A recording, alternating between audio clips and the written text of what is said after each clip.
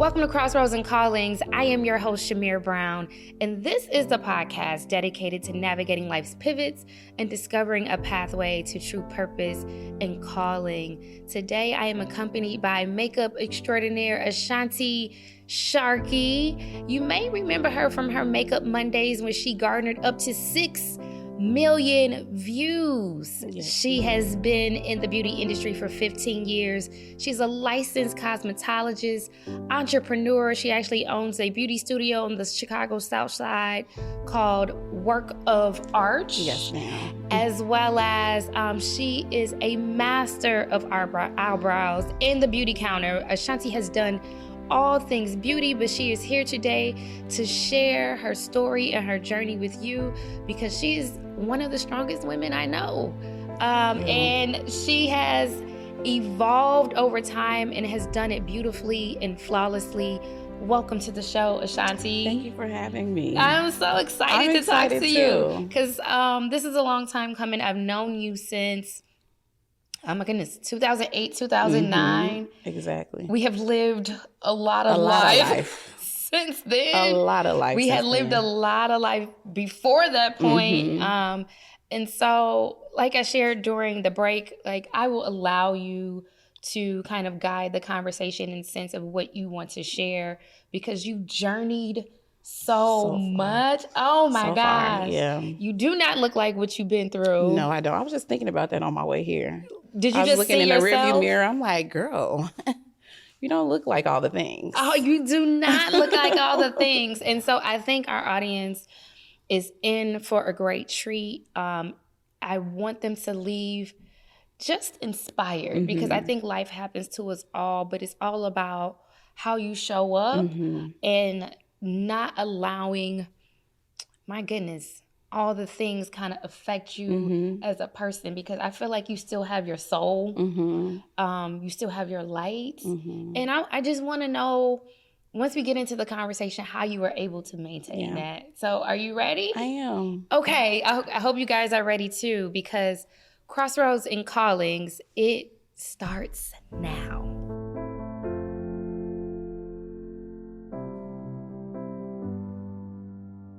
Okay, Shanti, we're going to jump right in. When I met you, like I said, Ashanti and I went to beauty school together. Like I said, we lived several lives. But at that time, your life was a little bit different from mine because you were a wife. Yes. You were a mother of 2 small children. Yes, I was. You were starting your journey in the beauty industry. And I never understood like how you got there. So could you just give us like a preview of 2009, young mom? Yes. I got married when I was 19 years old. Wow. I had my first baby already, so she was a few months old. I had my next baby at 21. And after that, I just didn't have time to work a job. So working a job or finding something that would be flexible to me as a mom and to be able to be a wife, that's what I was looking for. And I thought beauty was it. I come from a long line of women and men in the beauty industry, barbers, hairstylists, makeup artists. Okay. So I thought, well, maybe I'll try my hand at that. But it was really hard to garner people, like build a business. I didn't know all the things that it would take to actually be a hairstylist. So going to school, that's what I was just trying to do. I was just trying to find time. You're trying to find time, trying to do something that was always flexible. the goal, yes. Yeah. So that I'll be able to be a mom and be a working woman all at the same time. Who watched your kids while you were in school? I never Well, knew. my mother-in-law, Okay. which was my ex-husband's mother, she was a big help. Okay. And she always believed in me. She's gone on now. She's passed on, but she always encouraged me to do whatever I felt I needed to do in order to be good for myself. So that's what I did, and she was the one who was helping. Yeah, so you made it out of school. What was your introduction? So that's the thing. I started. Yes, because we started together. Yes, I started, and then I stopped. Oh, you didn't finish when I finished? I didn't finish when you finished. I never knew went that. Back. When did you finish? I finished in 2009, so I only took a short break. Okay. But I seen the administrator at the restaurant random seeing. And at the restaurant, what restaurant? In Taco Patio. Oh, okay. In Maywood. Yeah. Or that's Hillside. I seen her and she kept staring at me. And I'm like, oh, God. And you know she made all us nervous. Yes, because you skipped out of school. I skipped out. I just left. I never came. I didn't come back. So you never told her your situation? Yeah, I never told her what was going on. So she stared a hole in your head. Yes. Like, I know you see me seeing that you didn't finish something that you started. And it had been maybe about 4 months or so. Wow. So I'm just randomly going there to get food and see her getting lunch. And I'm just like, oh, God, I'm going to have to say something. So she came over and she talked to me and she just was like, this is for you. I don't know why I'm telling you this now. There's been plenty of people who have dropped out, but this is for you. And you need to try again. And she let me come back. No questions asked. When I tell you, that don't even sound like Miss Tina. I know. Because the beauty school we went to, the director was tough as nails. Yes. She didn't have a lot of empathy, sympathy for situations. For anybody's situation. So we're just gonna say that was just divine. Yes. Because I believe so. Because that was not her character at the time. At the time, that was not her default. Because, like she said, it was plenty of people that dropped out, and she essentially just wrote them off. But the fact that she encouraged you, so you did finish in 2009. I did finish in 2009. After I finished. Yes. Then where did you go next from there? Next from there, I was trying to find a job. Okay. It was really hard going into salons, booth rent. You don't have a clientele already. Yeah. So you have to learn how to build. At the time, I didn't know how to build. I just wanted to do hair. So I went to Yahia downtown, blow dry bar. Yes. Dearborn Street. That was like my first job after finishing school. Okay. And so I was just blow drying, flat ironing, doing, things. And then I would have random friends and, people come so that I could take pictures or do before and afters and, really practice. Yeah. Guinea pigs, really. And I went from there. After that, I went to like a Walmart Styles. Oh, it's because some of the Walmarts have a salon. Yes. Okay. They definitely, it was an experience, but at the time they were paying hourly. Okay. So I was like, okay, if I could do what I want to do, still have a flexible schedule and still get a check every 2 weeks. Like that was the goal. A guaranteed check, not based on commission. Until I could build. Yeah. Yeah.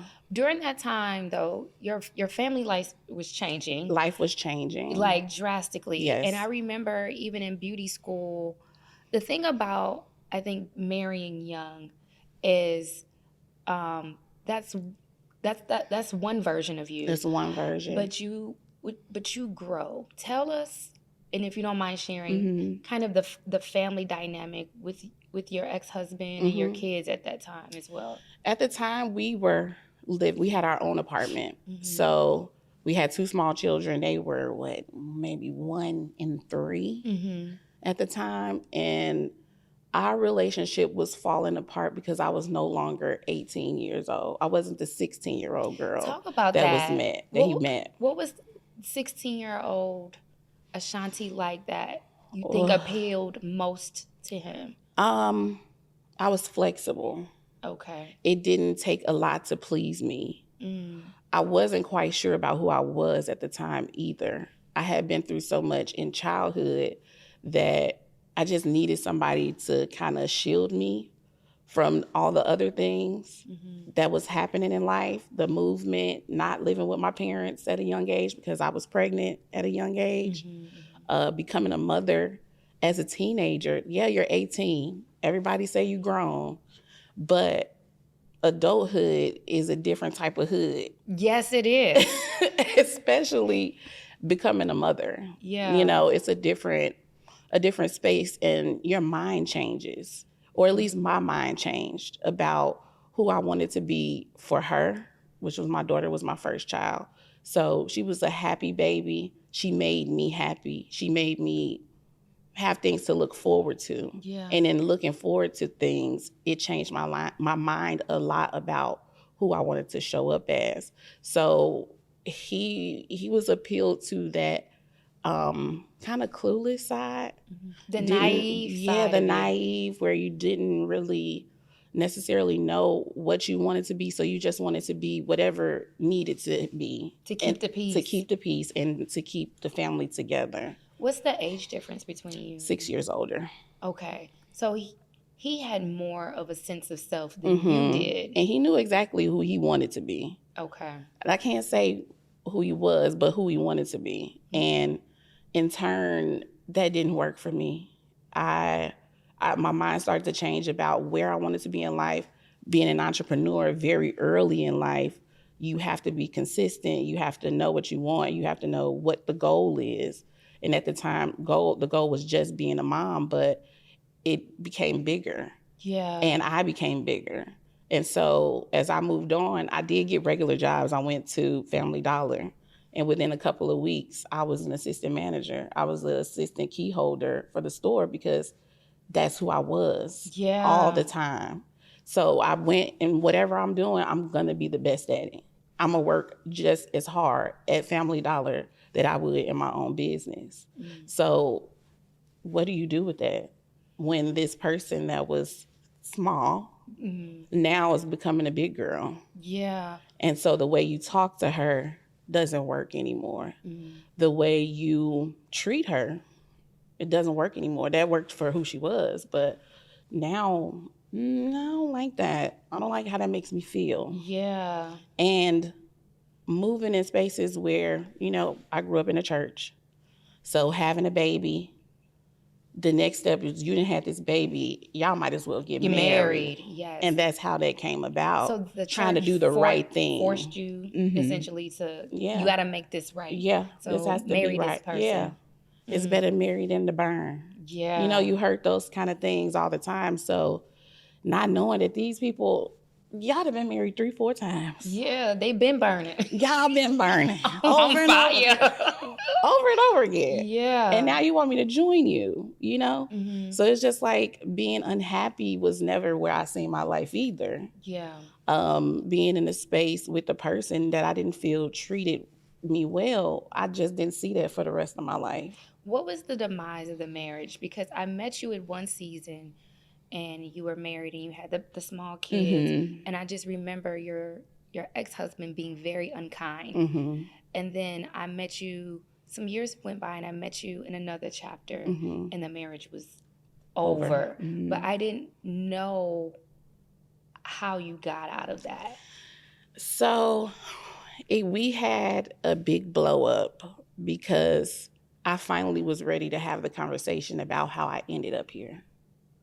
And it was just a night that was just, in relationships, some of those times that you really have to have a hard conversation become really intense. Now, prior to this conversation, he was not physically abusive, but verbally abusive, manipulating, a lot of things that would make me not feel good about myself. So prior to this conversation, I'm just like, what? How can, where am I going to go? I didn't have anywhere to go. He had, he paid the bills, took care of the home, took care of me. So I'm like, I don't know what to do. But this conversation happened and he blew up and punched a hole in the wall past my face. And after that, I just seen the rest of my life being abused flash before my eyes. And the conversation was about just what exactly? I was going through a lot. I had a drug addicted parent at the time. I had a baby and that parent said, you can't be here. So essentially I had to move with you. I chose you to take care of me because I didn't have anybody else. Yeah. And that wasn't fair. And I'm trying to you tell or him. It wasn't fair to either of us that I chose out of despair, And so having that conversation, it was tough for him. It was tough for me too, but I had to be honest about what was really going on. I don't love you. How old were you when this happened? I was 21. Okay. Because it's different from being 16 and now Very 21. Where were you career-wise at the time? Because you said he paid for everything. Yes. At the time, I was still building. So I was still working in the Walmart Smart Styles salon. So getting $7.25, I think, an hour. Oh my gosh. Which is crazy right now. Yeah. For the time. I mean, it was crazy then. But don't you look back and wonder, like, how did you survive being paid the hourly rate? And the scariness of, if I leave at least this safety net, then I'm going to have to figure this out on my own. Yeah. So it was, that happened. And I called my father and my brothers and I said, y'all come get me. The very next day he went to work. I called him. I had a big black garbage bag. I didn't take kids' beds or anything. I took my clothes, my baby's clothes, and I said, y'all come get me. Nobody knew the things that I was going through in the marriage prior to this. I didn't talk about it a lot because if I wasn't going to do anything, what was I talking about? Right. And I think for a lot of people, when the scars aren't visible, they're not visible. It's hard to explain abuse. And I will say this, as someone that has been an emotionally abusive relationship and have been privy to that type of abuse in my own parents, it's almost worse. It's almost like you wish they would hit you. I wish you would just, so I can heal. Yeah, because it's hard to fix. Because then I can get over that. Yes, but it's with the physical, those things heal and there's not a wound anymore. Yeah, emotionally, you still have wounds that are open and you don't know what to do with because talking about it is hard. And then you've had women in your life that's been through worse. So how do you talk to them about somebody not speaking to you properly? Yeah. They like, bruh. Especially. Like, that's not bad. I mean. You had a drug addicted parent, so I'm certain at that time was it your mom or your dad? My mom. That she had gone through a world of things because of that lifestyle. Yes. So she wasn't even in her right mind to even support you at all. No, not at that time. She couldn't take care of herself. Yeah. So I really had no one to lean on in that time. But one thing about Ashonti is beating me up is never going to be a thing. Yeah. I didn't even like getting whoopings as a kid. Yeah. So as an adult woman, being abused, I just seen it not ending well for either one of us. Right, because you fight back. Yes, ma'am. So you pack up everything. Your father comes and He comes to get me, and I move with my father. And the babies, too. By this time, you have 2. Yes. How long did you stay at your father's house? Not very long. Where did you go? Then after that, I moved with my mother. And how did that work? Because mom was going through. Yes, it was tough because she was trying to rebuild, relapsed at the time. So I'm struggling to help her, to help myself, to help my children. And it turned into a situation where my ex-husband was saying, well, you could just leave the kids with me, or you can send them here and then I'll bring them back to you and we can, try to co-parent.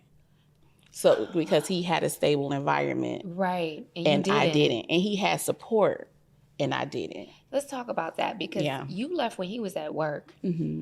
What was the fallout like? Because I was around him. I didn't really know him, but I was around him. And we talking about, this is a big man. Yes, ma'am. With a lot of emotions. Yes. How did he take you being gone and then in turn after you leaving saying, hey, I'm going to help you with the kids? He was angry in the beginning. There was a lot of calls, a lot of voicemails, pop-ups. It was some back and forth because I had become afraid because those visits were so frequent. So I had become afraid of him and not knowing. Afraid that he would hurt you? Yeah.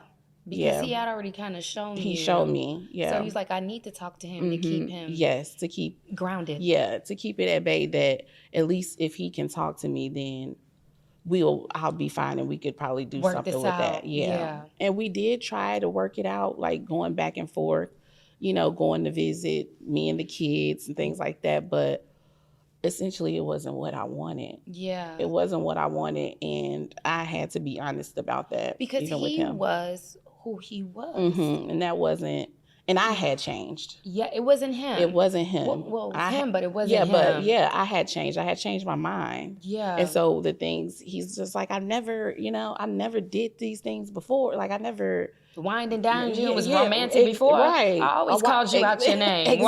Why you don't like it now? Like, exactly. he was genuinely confused. Yes, he was confused. And I had changed my mind. So this is just it. And when it really hit the fan is when I actually filed for divorce. Now, I'm young. I'm 21, 22 years old. You hit him with a divorce when he was helping you with the kids. Yes. Did he think you were coming back? He thought I was coming back. He planned, got a new place, did all the things. Because he's looking at your situation and he's like, where's she going? Mm-hmm. What's she going to do? She coming right back into me. Yeah, she got to be coming back. And when he got the divorce papers, it was clear that I wasn't. Tell me when things changed between you and him. Because at first it was cool because I'm thinking you coming back. Mm-hmm. And I distinctly remember the video you put on Facebook about battling him in court. Because it was all good when it looked like it was working in his favor. But how bad did it get after you filed for a divorce? It got... to the point, it was bad enough for me to have a nervous breakdown. The going back and forth, him having the children, my mom told me, you shouldn't do that. Those are your kids. No matter what the struggle is and how hard it is, hold on to them. But I didn't want them to suffer because I had left the situation. So I'm thinking it's all on me to deal with this alone. They shouldn't have to suffer and go through this as well. Yeah. So I'm thinking that situation is better for them. Thinking that the back and forth between us, them coming with me for a week, going with you for a week, thinking that worked, but then you use it against me. Because you eventually lost custody. Yes. So it wasn't a lost custody, it was joint custody, but I lost primary residence. So, and now I'm seeing so many women, like when I was going through it, I was so alone. Yes. I had no woman in my family has ever let their kids be with their father. When I tell you, it was such a unique situation. When I saw your situation, I had never heard of a woman paying child support to a man, let alone the man being a primary custodial parent. And it was like watching you break down in like real time. Yeah. Talk about that time, because that didn't change overnight. Like, so it gives me chills even now. It makes me emotional as I sit with you, because now you hear women saying, send them with daddy. But like, for you to... It really was that. Yeah, but it wasn't because you wanted to be free. It was because you were staying with a drug-addicted parent and you were trying to figure it out. I was trying to find my footing. Yeah. That time for me, the nervous breakdown is the crossroad. I got the papers saying that, like, the final decision after mediation, after constant court visits and back and forth for years at this point. I got the final papers with all the final plans, how the visits will look, the times that I could come and see the children one day a week on a Wednesday and have them every other weekend. Wow. Prior to this, my life was revolving around theirs. School, daycare, whatever. I'm making my schedule fit what they need. And that was my life. So now I just feel like my life is snatched. It is totally taken away from me. And at this time, I didn't have a car, barely had a place to live. I left our home. I left our car. And now here I am with nothing, but it was my decision. And getting those papers in the mail was the day that I just blacked out. Yeah. I remember laying in the middle of my mom's living room floor, on my back, hands spread out, legs just laying there flat, just wishing that this just take me. because I can't, the pain that you feel, knowing that now you're a part-time mom, and what that looks like, you've never seen that happen. You've never known anybody to experience this. So it's different when you see somebody else go through it, and you can kind of like, okay, well, it's not that bad. And on the day of the divorce decree, the judge said, I'm like, what am I supposed to do? Yeah. What am I supposed to do with my life now? Like, this is my life. And she's like, he wants the kids, give them to him. And I'm like, what? Why? Are you? Yeah. Are you of a sound mind, ma'am? Right. Yeah. And you're a judge. And are you? And they always supposed to come to the mom. Why aren't you on my side? Because in these spaces, if you don't decide between the two of you, you leave it up to somebody else to decide the fate of your life. Yeah. And because we can't come to an agreement, she has to make the choice for us. And she told me to basically go and live, find something to do, better yourself, go back to school. This is when I'm going back to school for cosmetology. This is all happening in real time at the same time. Yeah. So I just really dove into that. Let's take a pause. When did you realize the judge was right? Because you weren't the most stable. No. He at the time, yes, he had support. Was not the better parent, but the more established parent. Yes. So on paper, you just couldn't, and then you just didn't leave for the sake of leaving. You left an abusive relationship. Yes. You had to save yourself, or your kids wouldn't have anything at all.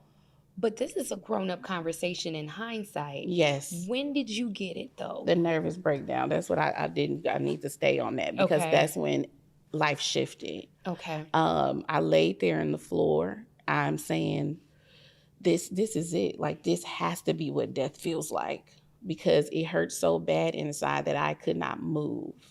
I seen nothing, but I felt the tears running down the side of my face. I felt they were hitting my ears, like puddles in my ears, because it's just over for me. And at this time, James, my current husband, was a friend. And he's just like, you have to get up. And this is blackout. My eyes are open, but I see nothing. Yeah. You're there, but I'm not there. And I just feel like even if I don't die right now, something is dying in me at this moment. And it sounded like God's voice, him speaking to me, telling me to get up. Just get up one more time.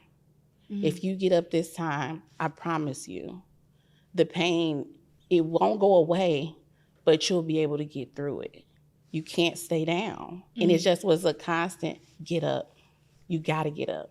What did getting up look like? Because you didn't have any support or anybody. And this is, now it's like go to therapy. Now it's like tell your friends. I was your friend at the time. That Chimere was not equipped for this, because I just wasn't mature in that area. And I'm still not married. I still don't have kids. So there was no relatability, even though we were in the same place, somewhat.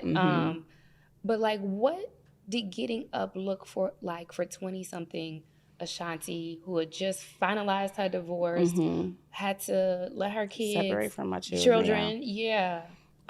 Getting up that day, shortly after I shaved my head. I don't know if you remember me. I remember you shaving your head. I knew something was going on when the hair went. The hair was gone. I shaved my head. I was looking in the mirror one day. I have to say that throughout my life and throughout all the things that I've been through, there's been a constant someone. God placed a constant somebody. It could be random strangers. I would know. Give me an example of a random somebody, because a lot of people are blessed. People don't understand the luxury to have a base, a base to go to, or the luxury of having a supportive parent, it's a luxury, or having an emotionally available parent. Yes. And you truly were doing life alone, which pushed you into the marriage and everything. The story now. Yeah. But like, when you said God sent like random strangers, give me an example or a story of a random stranger that came out of nowhere and may have randomly encouraged you. Yeah. Walking down the street. This point, I'm divorced. Kids are with me for the weekend. Yeah. I have nothing. I have no money. Barely have a place to live. I think I was staying at a friend's. And I'm walking down the street. I was going to visit another friend just to have somewhere to be during the day. And somebody just walked up to me and gave me money. And I'm like, this is strange. Yeah. You know, he didn't ask me for anything. He didn't even look strange to me. So, you know, somebody, a man especially, yeah, walking up to you. I didn't now. Your girl, you know, she was struggling with things, but she always looks good. You always look. I will say you never looked quite like so I didn't, the struggle. You didn't look like the struggle. Yeah, I didn't look like I needed anybody to give me anything at the time. Walked up to you and was like, gave you money. He gave me money. He's like, you have some beautiful children, and you're beautiful too. Gave me the money in my hand. I think it was about $50. And walked away. Did you need that money at the time? I needed that money. I didn't have anything. I was going to my friend's house, but of course we would have to eat lunch at some point. Yeah. I would have to feed them. I had their snacks and the things that they needed, but if I needed anything else, I didn't have it. Right. So I'm like, God, he places, you know, if your eyes are open wide enough, you know, and even in despair, even in being discouraged, when the light comes, you have to welcome it. And that's something that I've learned about myself throughout this whole journey, is that when the light comes to me, I'm open and welcome to receiving it. It's not broken anything in me, everything that I've been through. Because you did get some light, even in the shared custody. I did. I mean, I had time. Yeah. I had time to build. I had time to actually find some joy in life. After all of the back and forth and in and out, I had time to rediscover myself, because sometimes you don't realize coming out of those relationships that some of it is still on you. Yeah. Even the abuse that you experience, you sometimes become abusive too. That residue is on you. It's on you. Yeah. And so you have to really clean yourself up. How did you start cleaning yourself up? Cleaning myself up looked like taking care of myself. It looked good on the outside, but there was still work to be done on the inside. Therapy has been a thing for me. There was no way I could have made it through that divorce, custody battle, back and forth without going to therapy. Therapy wasn't through church. And I realized that I needed a shift in the church and reality. Like sometimes just pray about it, you know, it don't work all the time. Right. When you're hurting so bad, you can talk, but sometimes you don't have anything to say. Yes. You're just feeling all the things and you don't know what to say. So shifting from church, you know, counseling to actual therapy, realizing that there is some anxiety here. There is depression.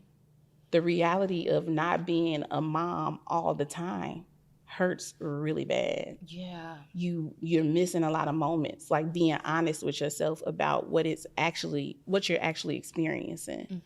And there's a lot of hurt and pain that you have to work through, and you can't work through it by just praying.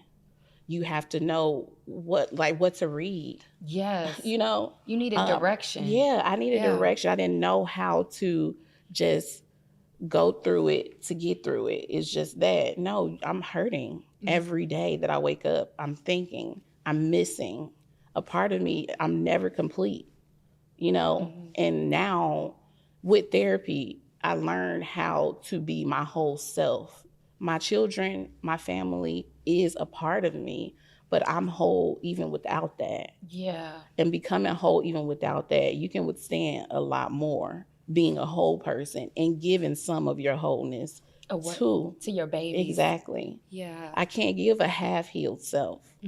I have to be whole in order to get through this with them, because now this is their experience as well. And if I'm showing up half broken, how are they going to get through it? Mm-hmm. So yeah, it was a lot. And how did you resurrect your career? Because now you had time. Now I had time to focus. The time that most people take during their single season mm-hmm. to like do all the things. Mm-hmm. The judge gifted you, and it didn't feel like a gift. It didn't feel like a gift at the time. But she gifted you. But I realized that it was a gift. Yeah. It definitely was a gift because I was going to do something with it. Mm-hmm. Versus now the depression and sadness and all that was a part of the story. And people in my life, friends, old teachers, just still seeing a light in me when I'm like, what are y'all like? This is like, I'm dark, dying right? Like, this is I'm dark dead on right the inside. here. Stop it. And they're like, we don't see that. Yeah. We see something totally different. So the shaving of the head, realizing that I needed to take better care of myself, my skin, my eyes looked even, like something was wrong. I started to just wash my face.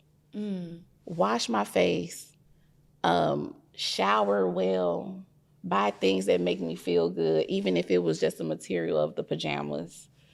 Did things for my body that made my body feel better. And I'm like, I don't think people realize the self-care is not just, getting the nails done and putting on the makeup. You actually have to take care of yourself in order to feel well. Because you can look well, but if you don't feel good, all of that does not matter. So just really taking care of myself, reading more, taking walks at the lakefront when it was nice outside, when it was cold outside. I just needed to be in the air and movement, working out, actually caring about what I'm eating, drinking plenty of water. So as I started to feel better on the inside, it did show more on the outside. Yeah. And people were more attracted to me also. So makeup, I started doing makeup because now I'm bald. I feel like I'm looking like Florida Evans out here. And I'm like, girl, we got to do something with this. With this face now. Because that's all they see. Yeah. So I'm like, let's work on that. Yeah. And I was working at the Smart Style Salon. My manager at the time, she was like, you know how to do lashes? I'm like, yeah, I know how to put on lashes. She's like, what, you know how to do eyebrows? I'm like, I don't know, but I could try it out. And I tried it, filled them in, shaped them up, And she was like, you should think about going to esthetician school or working at a spa or something like that, doing facials, because she seen my hairstyling and she looking like, girl, this is not it. Like, you don't care that much. And I didn't. And you do gotta care to do people's hair. You have to care and be detailed with intention and take their feedback. And the final product is something that you want to make sure it's right. And like you actually put your care into it. That wasn't something I did. It was just like, girl, this is the steps. There you go. Okay. Is it decent? Okay. Then. Look at the back. Do you like it? You like it? All right. And she was just like, no, you probably should try something else. And I'm like, the light coming, being open to it. Going, I found, it was called Beat at the time. Makeup was not really huge yet, but it was coming along because now we got Facebook, we got Instagram. This is when Instagram was just starting. Yeah. So people taking a lot more pictures. They want to look different. Prom makeup. Our mom and them and somebody in the family did our prom makeup. It wasn't a thing that you go find somebody to do it. Right. So me going to that brow bar, it was specialty was brows. And then we kind of did makeup, for whatever it was at the time. And I started doing brows there. Got training there, body waxing, doing all the things. And I've been going ever since that. Yeah, she led you to your purpose and your calling. The thing about it is with cosmetology school, most people don't understand that you learn everything. It's almost like being a doctor. Yes. You learn everything and then you kind of find your specialty. Yes. But because you had that time to breathe, now you were able to find kind of your thing. Tell me how you got into Makeup Monday. Makeup Monday, I was still, so the divorce custody thing, that was all happening. But then we had to go through the child support. So that was later on after divorce had already happened. So child support, court, back and forth, trying to figure that out. Yeah. And I was working at a beauty bar, at a counter. I can't remember which counter because I've done a lot of them. Yeah. But I was working at a counter, and so I was only working part-time because I had to be a mom part-time too. So I was pregnant also with my son, who's now about to be 13. I was pregnant with him, so I didn't have a lot of time and energy. And I knew I wanted to do something, but I didn't know what I wanted to do. So live just started. So I'm like, okay, I'm gonna go live and I'm gonna do makeup. And I started on Periscope at first. You know, you aging yourself. I know. It's okay. So you started on Periscope. Yeah. Periscope was a wild place at the time. So you could say the internet was a wild place. It was a wild place. Very unregulated place. Yes. And you could say and do anything on there. And I say, that's a little wide for my brand right now. I'm going to stick with Facebook. Okay. So I started to do the Makeup Mondays. And really, it was therapy for me. Like just going live, really talking about everything that I was going through and putting my makeup on while I was doing it. Yeah. Sometimes before I go to work at the counter, sometimes when I'm on my way to go pick up the kids, I always wanted them to see me as at least feeling okay, not seeing me sad. So I would get dressed up to see them. I would make sure my hair was combed, put my stuff on. And so sometimes before I go to see them, I would get dressed and get pretty. And so I would go live when I was doing it. So just every Monday, I would find something to go live for. Yeah. And it actually was therapy for me because it was so many people that were going through things and not knowing what to do or who to talk to. And that internet, for some reason, you'll always find somebody. Yeah. You'll find something. And it really matters what you cling to. And the more you relate to people, I wear my heart on my sleeve. It's just always been who I am.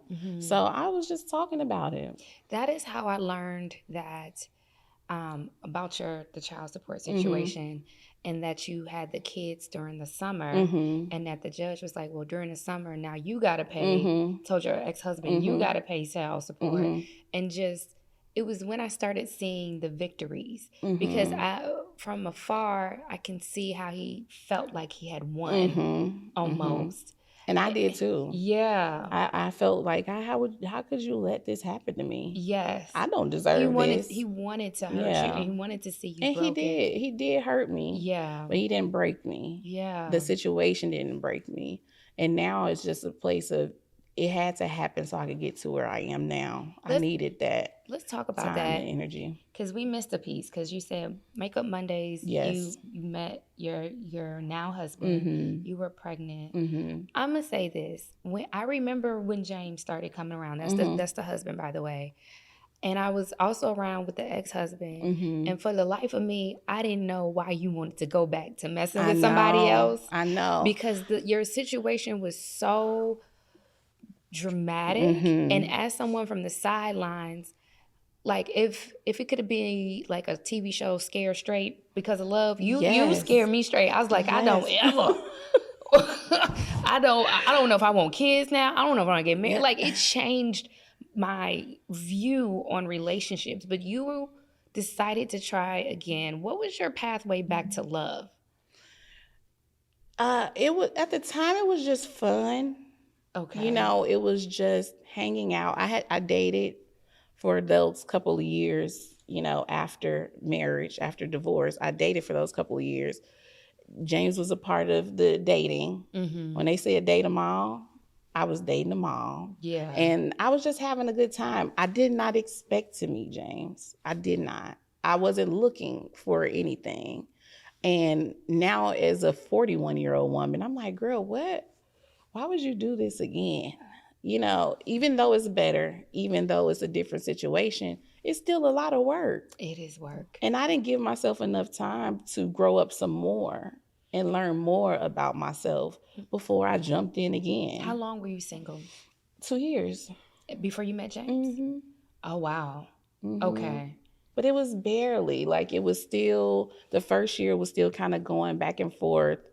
Not living, but just still trying to figure out if that was going to work. Mm-hmm. And then so really a year. Yeah. Really a year. Separated too, but divorced a year. Okay. And then in the midst of that, you weren't completely free. No. And then you went into this relationship. Mm-hmm. Did you get support in this relationship as you were navigating these things? I had plenty. Okay. Yes. And I think that's what made me fall in. Okay. Because I had much more support and encouragement and acceptance. I don't know if you were there when you came up to the school to get a pedicure. You know, we had to do our services for our right sign-offs and stuff. No, I do have a James memory, but we're going to talk about that later. It wasn't that. We can talk about that offline, but I definitely have a memory, though. He was very supportive and encouraging. And, you know, he's an artist as well. Yes. So meeting him brought more of my creative side out. An artist and a barber. Yes, too. Artist and barber, yeah. And in human resources, I mean, that's what the base of his career has been, in human resources, in the office, most of his life, maybe 20 years plus. Okay. So at this time that we met, he had painted, but he had not painted in over 10 years when we met. And so when I tell people that, they're like, what? Like, it's shocking because he is a notable artist now. Mm-hmm. And he does different art shows throughout the city. Mm-hmm. He does Art Basel. He does all of the things, all things art. And I know I'm missing some events. Mm-hmm. So for him that talent to be hidden and then him to be connected to you while you are thriving as a creative, and he starts learning as a creative. Y'all pretty much grew together. We grew together, and we really brought it out of each other. Yeah, which I think made us fall in even more. Yeah, because I think we were together maybe 4 years before we had our first son. So we did a lot of living in those 4 years, art galleries and travel and hanging out with friends, meeting new people. Because together, like, we kind of leaned on each other. And it's not always a good thing. But in that time, it was great for both of us. It's like you needed it. We both needed it. Yeah. We needed it. And he brought my creative side out, which now I'm experimenting with colors and dyeing my hair and wearing red lipstick and, you know, doing all those things. So we kind of met for that reason, I'm sure. No, I'm positive too. Because what was birthed out of that was the Makeup Mondays. Then you were pregnant with your first baby, but then you had for real support now as you were still navigating dynamics with your ex-husband. Let's talk about you had a life-altering injury in the midst of Makeup Mondays. And Makeup Mondays was super successful. It was successful. It was more successful than I thought it would ever be. I didn't think that it would come that fast, first of all, and that large of a scale. Because 6 million people is a lot. It's a lot of people. But then it suddenly stopped. So I am maybe 32. So I'm 41. Yeah, I was 32. I had my 2 older children, my 3-year-old and a 6-month-old. This was a weekend that the older 2 were home. So we're going to the park. We're hanging out. I'm always the entertainment. So I decided to get myself on a swing and go high for all the for the kids to see. Because you're the fun parent. I'm the fun parent. Yeah. So now I have to show up this way. And I'm like, okay, this is going to be fun. I'm on the swing. I'm swinging high. My 3-year-old is in front of me. So imagine the swings, I'm swinging. He's in front of me playing at first, like, yay, you know, and then he darts down the side of the swings, and I'm thinking he's going to go behind me. Am I a mathematician? No. Like, how do I know that this is going to happen the way that it's happening in my mind? Yeah. And so as I'm swinging back, I'm thinking I'm going to hit him as I'm coming back. You know how kids love to run in the way of the swing. Yes. And so I decided to jump. To avoid hitting your baby. To avoid hitting him. Yeah. Superwoman, not so much. So I jump, I land on the corner of my foot and twisted everything going up. Ooh. And broke my ankle, broke my leg, the large bone and the small bone in my leg, over 20-something fractures in my foot. From jumping off the swing, which is something we've all done as kids, and now it becomes 20 fractures in that one leg. And it was basically like just broken puzzle pieces. And after that, I had 2 surgeries. I was down for a year, maybe more. I think it was at least a year. And my life changed drastically. I had small children. Yeah. My older children were just heading back to school after summer. So they were just heading back home with their father. So it was just me, James, and the small kids. And I never imagined that it would happen that way. Makeup Mondays was getting a lot of attention. I was starting to build my product line for my Glossimo little shimmer powder and packaging it myself and doing all these things. And it just seemed like it was so up. Everything was fine. And then this happens and I'm down for a year, can't walk. I couldn't put any pressure on that foot for at least 6 months. Showering looked different. Mothering looked different. I'm rolling around like the house turned into a geriatric center. Yeah. I was building a clientele, so clients no longer have an income of my own. James is taking care of everything, but I went through a major angry fit with God about that. Tell me about that, because people don't often talk about being upset with God, especially when you can't come out of church. It's like you're not supposed to be angry with God. You don't question. But now you got some questions. I got some questions. Because you've been through some things. Yes. And at this point, I'm like, why would you show me where I could go and then let it be taken away from me? Yeah. How does this work now? Yeah, let's talk about that. I've already lost this. I lost the kid. You know, I didn't have any. I'm finally regaining. You're coming out. I'm coming out and I can see the light at the end of the tunnel finally. And now it's a crash and burn type of effect that I'm having. What is going on? Like, what am I doing wrong? Yeah. At the time I was moving on with my life, but there were still pieces of me that needed to be taken care of. It was some things on the inside that I still needed to deal with. I felt good about myself. I looked good, but I still had mental struggles. I still struggle with depression. I still struggle with anxiety, not really dealing with those things. Postpartum depression. I had kids maybe 2 every couple of years. Yeah, you 2.5 years apart. Because after you had those big babies, your oldest 2, the 3 that you have now came like probably like a year. It's 2.5 years after each other. Yeah. So I'm just trying to get past the space. I'm just peeking my head out, and it's like, no, there's more. There's more. There's things that you still have to heal with your parent relationships. Yeah, of course. Your sibling relationships. There's still ways that you're moving that are residue from the last relationship. Me and James were in a good space, but we didn't talk about everything. A lot I kept to myself about what was still hard for me. Okay. Nobody knew that when the summer would end, I was still sitting in the hallway at the end of summer, every summer, crying for hours because now I'm going back to every other weekend with your kids and every Wednesday for 2 hours with my babies.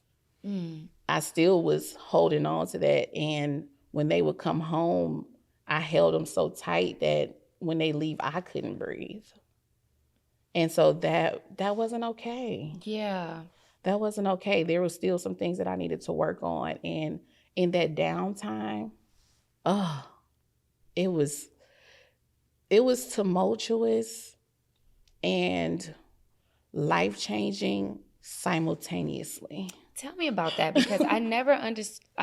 So I keep meeting you in chapters. Yes. And I remember the leg. Mm-hmm. And I remember that time. Mm-hmm. And then when I saw you again, you were doing my makeup for like New Year's. Mm-hmm. So you were all healed up. How did you make your way back? Being with myself a lot. I was alone a lot because family and people had to help me with the kids. Sometimes they couldn't help me enough. I realized how me showing up didn't always look the same when it needed to be reciprocated. Yeah.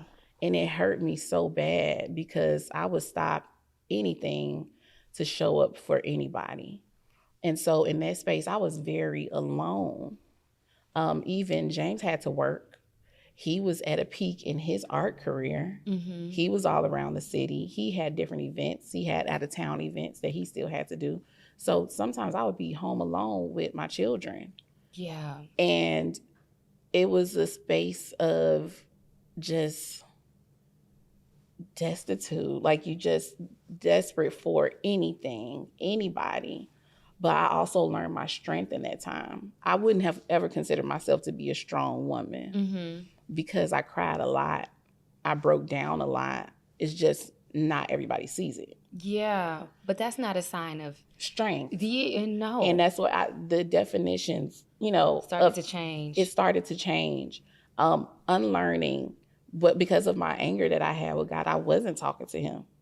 I'm like, I don't have anything to say because I don't understand what is going on right now. Yeah. How long did that last?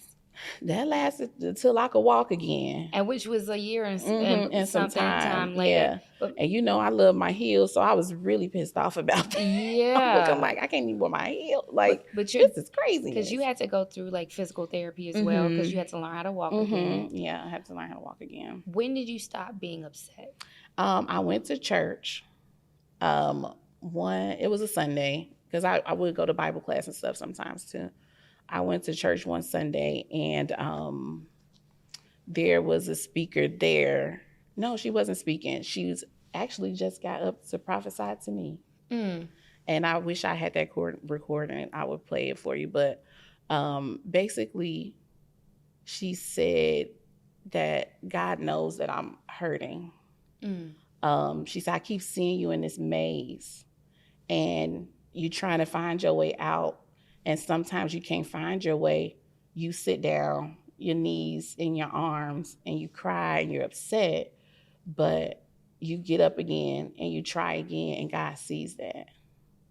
This is not the end. She don't know me at all. She don't know what I just experienced with the leg, foot, and ankle, the viral things, any of this. Yeah. So she's just like, this is not the end. It's just the beginning of something more beautiful.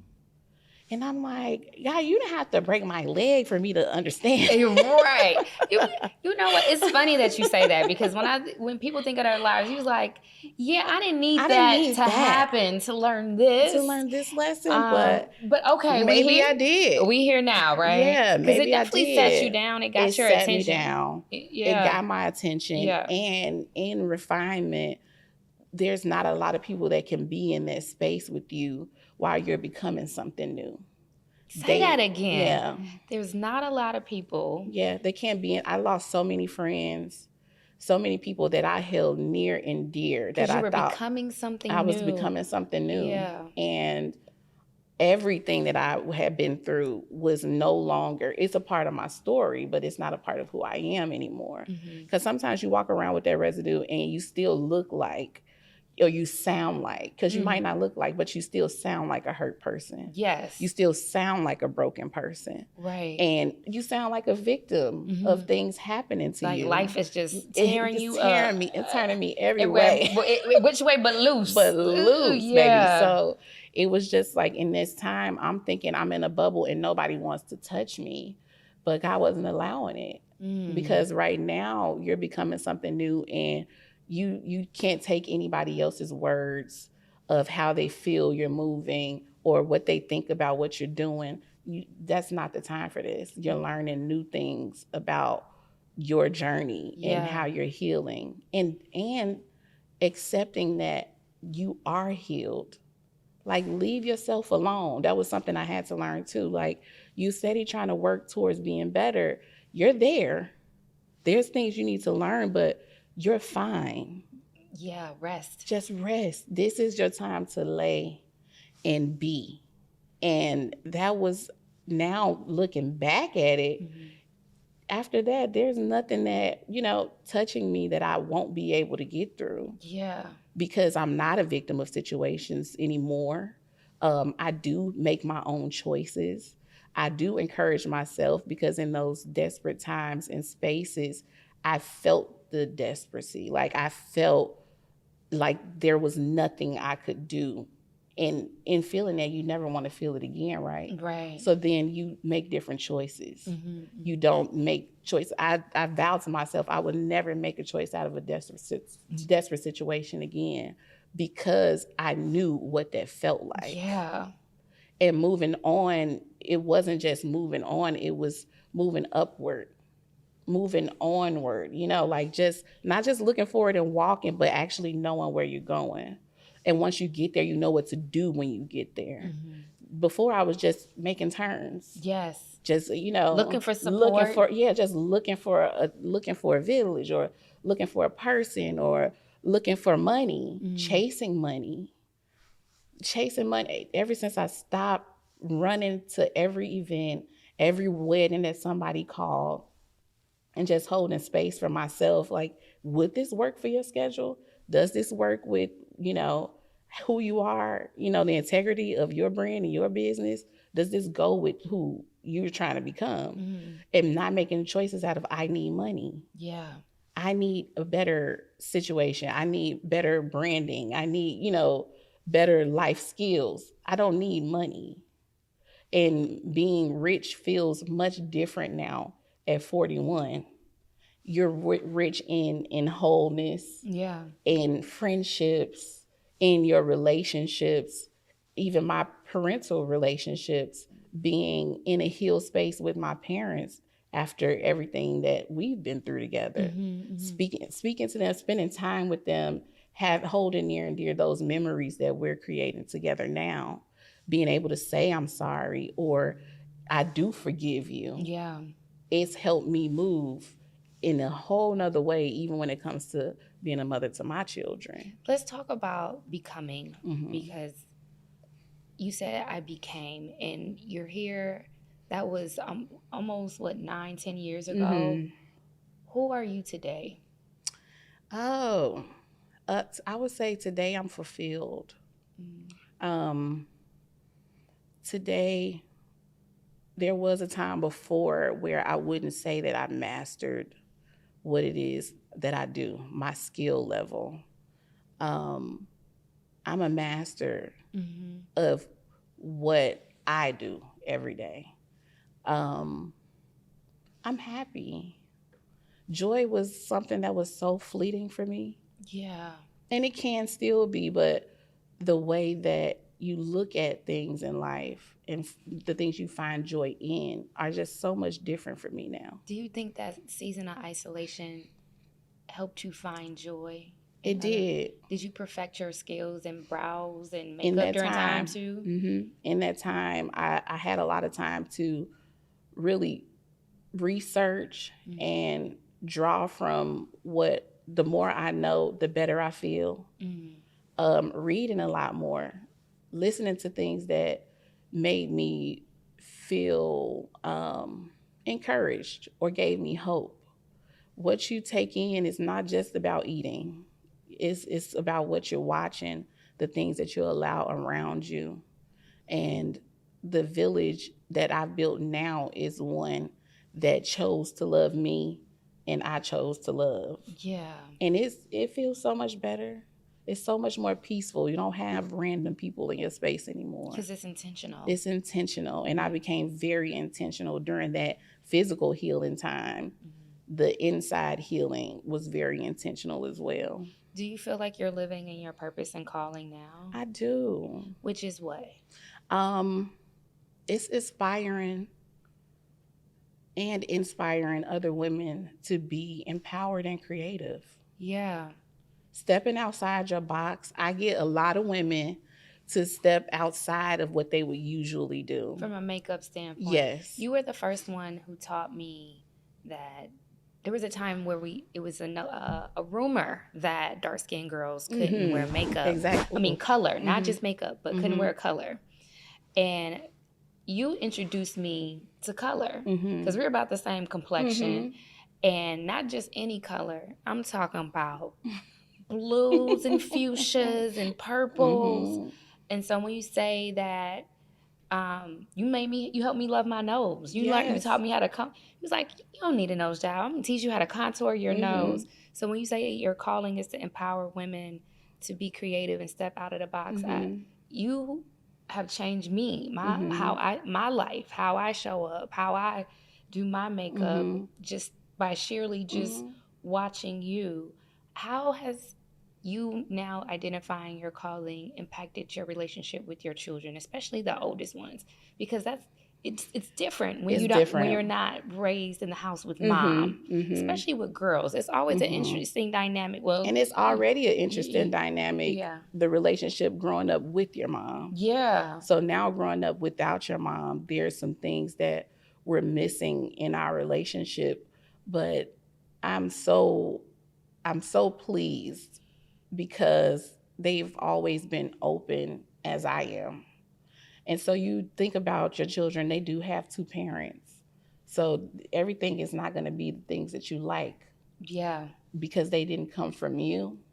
They didn't come from you alone, And so as they've grown up, they've just been open to seeing me grow. And they express how proud of me that they are, that I didn't give up. And me and my daughter, that's my good girlfriend at this point. She's 22 now. Yeah. So we can have real relationship, real talk, girlfriend talk. And I get to share my story so she knows where I come from, because I feel like sharing where you come from and the choices that you made based out of just doing the best you could with what you had. Yeah. That's a story that she needs to know, that you're a woman now, and you're going to have some experiences where you won't know what to do. Yeah. But you do have me to come to. And you have something that I didn't have at the time that I needed so much. Support. Yeah. And you have someone that you can lean on when you don't know how to fix things. So her being an adult now is very sweet. It's a really sweet relationship that we have. I think it's because she can see you as a person too. Outside of the lens of whatever her father painted, because I'm certain he may have said some things, because it just happens. It's just the nature of it. It just happens. Yeah. And he was hurt at one point as well too. Yeah. But I'm glad for full circle moments, and that you were never completely gone. You were just confined to time constraints. Yeah. But you still showed up, and I'm glad that their desire is to still be connected to you. And my birthday just was Saturday. Happy birthday, girl. Thank you. And I didn't do much. But much is, them coming home to just spend time with me. Yeah. Having all 5 of my children share the same space with each other. It's such a sweet thing to see, and how much they love each other, because that's scary too. Starting a new family, and it's a blended family, but with children, it feels new, like you moved on with your life and you've left them behind. Yeah. But we've always been able to connect them together, and how much they love each other just makes me so full. And my son, I have a birthday on the 24th. My 9-year-old, he turned 9 yesterday. So we shared the weekend together, and our family was there, and we spent time playing games and, hanging out together. So I'm just like, it's really nice. God restored you. He restored me, yes. Yeah. Yeah. I always ask my guests to leave behind like a word of encouragement or maybe a how-to. You've journeyed so much, and we're running low on time, and we haven't even got through, I know, like a half of it. Like this could have been easily 2 to 3 hours. It's a lot more, because we haven't even got through like how you got over having a drug addicted parent. It's just so much. It's so many things. Yeah, but I do want to leave on a high note, because that's what we do here at Crossroads Callings, because you're in a place of victory. Yes. But I want you to speak a word of life into someone else that may be in that maze that that lady has spoke to you about, and just having a nervous breakdown, don't know where to go next. Speak a word of life that you may have needed to hear that now you can give to someone else. One thing, my friend always asks me every year about something that I learned in the last year that I'll take into my new chapter. He's been asking me this since I was 30. And this year I told him, trouble didn't last always. It happened. Those times happened. They came to an end. Discouragement happened. It comes to an end. It doesn't last always. And one day you'll wake up and everything you went through was beautiful. It's a part of the scars that you might still carry, but you're not wounded anymore. Yeah. It feels good to not be wounded. It feels good to not feel broken, because there were some times where I thought I would never be the same. And I'm thinking the same was just happy. The same was just enjoying, life and friends and family. But I was never the same. Things did change me, and that's okay too. Yeah. That is really okay to change your mind about what doesn't work for you anymore. It's okay to pivot when you don't know what to do next. Try. Nothing beats a fail but a try. And me trying, falling literally, and getting back up and trying again changed everything for me, because trouble didn't last always. Ashonti, I want to thank you for sharing your story. Thank you for having me. Oh my gosh. Like I said, Ashonti is one of the strongest people I know, because she just knows how to just feel what she's going to feel and bounce back. And I hope this encourages you. Anything that you want to promote, because I know you have your own business. Yes. You're still doing makeup. You're still doing eyebrows. Tell the people how to connect with you. My social media is Curvy Madam on all social media. I will be starting my makeup therapy lives. So it's gone from Makeup Monday to makeup therapy, because that's what it was. Yes, it was therapy. It was therapy. Yeah. And so I plan on starting the makeup therapy. I still have my own suite space. It is located in Beverly off 95th and Western. You can reach out to me on social media. Booking links are all there at every site that you see on social media. And your handle is? At Curvy Madam. At Curvy Madam. Yes, Curvy Madam Beauty. And my motto, I always talk about my motto because it's a part of my story: embrace, enhance, and evolve. Embracing who you are, enhancing on what you already have, the parts of you that you know well and that you love well, and evolving into the person you want to be. We can end on that note. Yeah. I want to thank the National Public Housing Museum for being an amazing partner and allowing us to use this space to host and have such great conversations here at Crossroads and Callings. If you find yourself in the Chicagoland area, pay them a visit. They would love to host you. Additionally, Crossroads and Callings is streaming on YouTube and all podcasting platforms. I encourage you to subscribe, like, share a comment. Also share some love with Ashonti. She's so resilient. I'm certain she would love to support you and wherever you are on your journey. I would love to have her back. We would have to do a part 2. Like I said, her story could ease. I try to keep the interviews to an hour without having them abruptly end. But maybe you guys can send her some questions. We can answer those questions on a following episode, so that you get to really get the full, well-rounded story. I never know how these interviews are gonna go, but I always hope that they edify, that they inspire, and they lead you to your pathway to true purpose and calling. So you're welcome to come back. I would love to. There's so much more. There is so much. This story is unfolding in real time. It is unfolding in real time. Yes. Yeah, because Ashonti is now married. She has kids. And even in restoration, there's still things. But more to come. But until next time, please use your crossroads to lead you to your purpose and your calling.